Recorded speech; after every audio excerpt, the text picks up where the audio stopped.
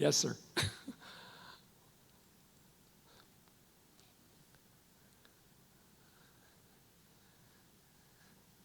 My dear friends,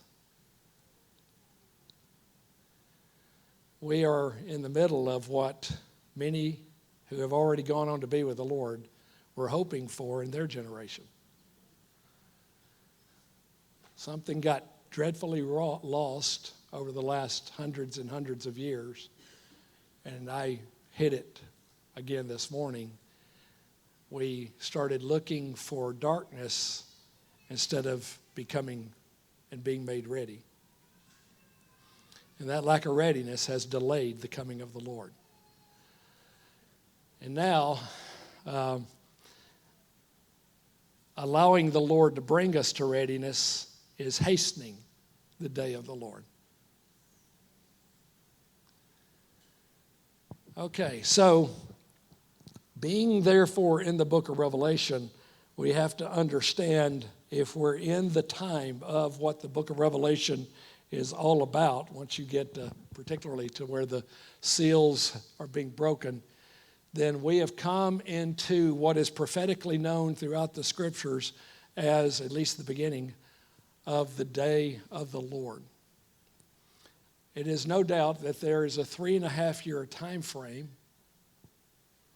that will be the wrath of God specifically. But there are 2 3.5-year time frames referred to in the scriptures, not just one. One, the first 3.5 years, is a preparatory time. It is a time where the remnant is coming out unto bridal readiness.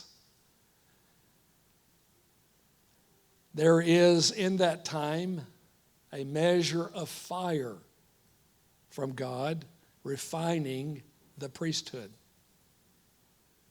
Please hear what I'm trying to say and convey to us. Without the fire, biblically speaking, is everybody listening? Without the fire, the priesthood cannot be made ready. That's Malachi chapter 3.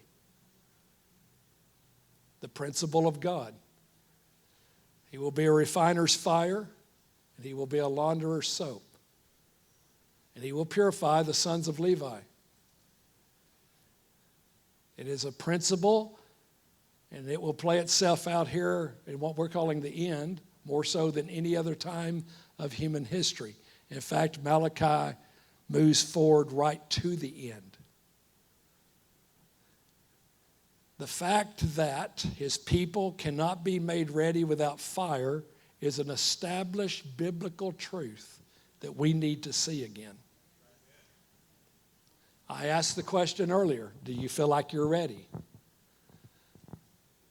I, myself, and many of us, if not all of us in this room, said no. Then what's the readying process? Well, we could rightly say intimacy with the Lord, but that's not all there is to be said about that.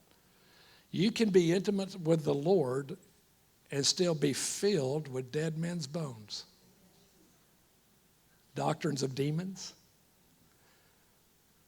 a love for the tree of the knowledge of good and evil. You can kick into a level of intimacy that is not broke through into oneness with the heart, the will, the mind, the truth, the way, and the life of Christ.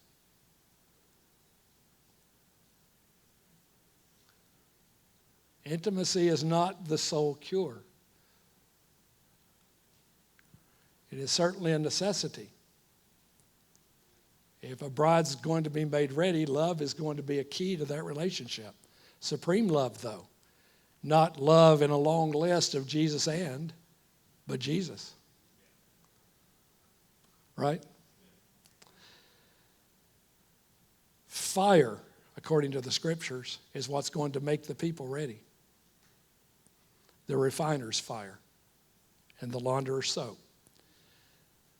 Please take what I said already up to this point as just that. I'm referencing the refiner's fire and the launderer's soap. I'm referencing the need to move from a remnant coming out to a bride made ready. And the process of that, the way of the bride, the journey of the bride, is fire, launderer's soap, purifying, refinement. We, the bride that is made ready, will be, please hear this, forged by fire.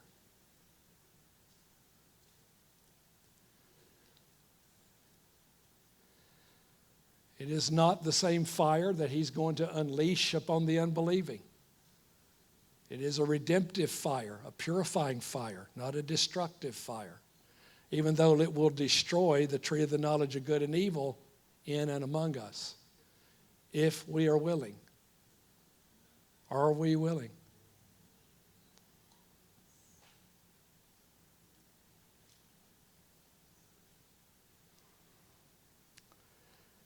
You know, Josiah and I would really be missing part of the purpose of God on us, or any leader. Completely missing the purpose of God if it's not aligned to the Spirit to make a bride ready. For an inward work as well as an outward work of refinement, purification. Not just from our sins, but from ourself, which is honestly the source of our sin. Blame the devil all you want to, but we're in there somewhere as a problem. How many know that? Oh, the devil made me do it. I doubt it. If he made you do it, it's because of yourself being the open door to it, right? Anyway, that's just the fact of it. So, thus we realize then from the Scriptures, and I want to read some now to us from the Scriptures,